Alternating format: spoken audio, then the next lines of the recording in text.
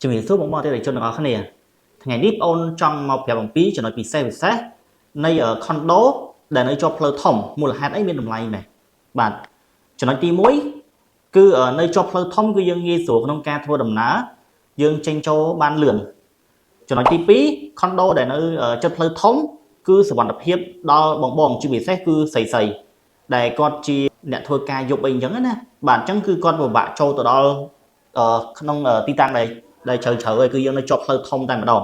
បាទហើយចំណុចទី3វិញគឺអតិថិជនទាំងអស់គឺគាត់តែងតែចង់បានខុនដូណាដែលនៅជិតមន្ទីរពេទ្យសាលារៀនក៏ដូចជាហាងអាហារដ្ឋានក៏ដូចជាកន្លែង shopping អញ្ចឹងខុនដូដែលនៅជាប់ផ្លូវធំគឺងាយស្រួលសម្រាប់គាត់ធ្វើដំណើរមែនតើបាទជាពិសេសចំណុចដែលសំខាន់ជាងគេនោះគឺនៅជាប់ផ្លូវធំបងដឹងអីគេតែងតែយកតំបន់ដែលគៀកទៅនឹងពលានថ្មី